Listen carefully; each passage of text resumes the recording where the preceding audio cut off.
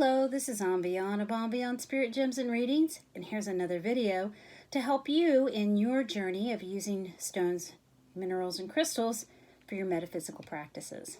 So, someone asked me yesterday, where do I get my specimens? In particular, where do I get my selenite that I use for cleansing my stones? So first of all, I have been a lifelong rock hound. I can remember when I found my first fossil when I was like less than 10 years old. And I have been in love with stones and minerals ever since. So, some parts of my collection I've actually collected on my own, on hikes, and in different parts of the country. And so, one of my favorite specimens that I have got au naturel is this beautiful piece of mica. And I got this on a hike in the Shenandoah Valley in Virginia. Virginia is also widely known for having high deposits of milky quartz. And so I have some beautiful milky quartz specimens that I got on hikes and in areas in Virginia and West Virginia. Now, when you are obtaining specimens from nature, just make sure that you're doing it very respectfully. Make sure that you're not on someone's private property, and make sure that you are respectful to the environment when you take specimens. You know, some state parks specifically say, take only pictures, leave only footprints. So make sure that you have the right permission before you start obtaining a lot of specimens from a hike or from visiting somewhere. But I do have some specimens that I've gotten on vacations and other places just in the wild. Most of my specimens, however, I have purchased from metaphysical shops or gem and mineral shops. I'm a big fan of shopping locally, and so do a Google search of your area. You might be shocked to find how many metaphysical or rock and mineral shops you have near you.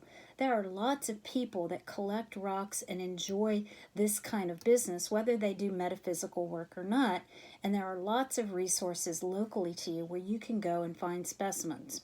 I like that so you can see it, you can hold it in your hand, you can look at it and inspect it before you buy it.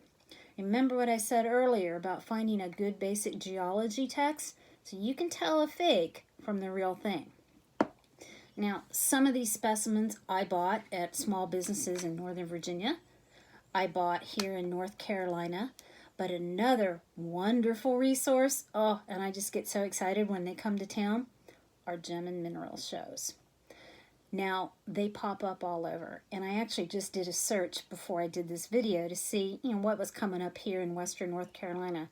In the next 6 months, I have about 12 different gem and mineral shows that will be coming through my area or close to it. And those are a wonderful experience because it brings collectors and dealers from all over to the location, and you can, again, talk to these people firsthand about where they're getting their specimen from. You can handle them, you can look at them, and it just gives you such a great opportunity to see things from all over the country and all over the world.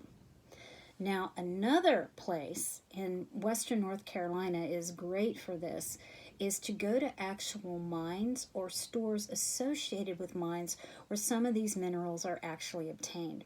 Franklin, North Carolina is really kind of a mecca for sluice mines and some semi-precious gem mines. And you can go and mine yourself, or you can go to the shops associated with them. And you can find that many locations in the United States have these similar opportunities. I know there's a lot in Georgia, there's a lot in Arkansas, Arizona, New Mexico. So check locally to see. It's a great day trip to go to a sluice mine or someplace where you can mine and look at or purchase specimens that are actually obtained locally. So, local metaphysical or local rock and mineral shops, gem and mineral shows, kind of my favorite, or finding some sluice mines or areas around you where they're mined locally. All places where you can touch and see before you buy. Now, in this age of online shopping, have I ever purchased a specimen online? Yes, I have. Have I ever been fooled and gotten a fake? Yes, I have. So buyer beware. Now there are some very, very genuine and authentic and reliable sources online for stones and minerals. Just do your research before you purchase. Look at their ratings, look at their reviews, and if they're selling a specimen at an extremely low price and it sounds too good to be true, chances are it's too good to be true. I know I showed this one in my last video, but I have to show it again. I knew it was a fake when I ordered it, but I really kind of ordered it for the purpose of showing people what can happen. This particular specimen came from out of the country, from an online store that is known for selling things extremely discounted, and it was sold as citrine. I think I went over in my last video how it's very obvious that this is a dyed yellow clear quartz crystal, dyed all the way around, really bright yellow. And so, do I hate this stone? No. I bought it knowing that it was a dyed stone, but it's a great example to show you that what you might get when you purchase something online.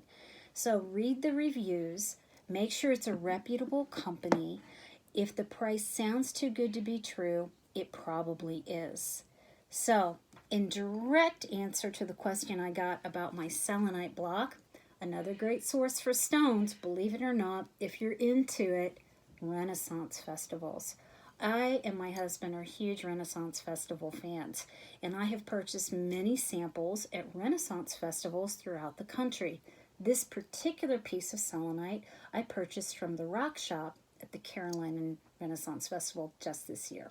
So there are many resources: metaphysical shops, rock and mineral shops, gem shows, mines or sluice mines near you, Renaissance festivals, and then of course the plethora of online resources that are out there.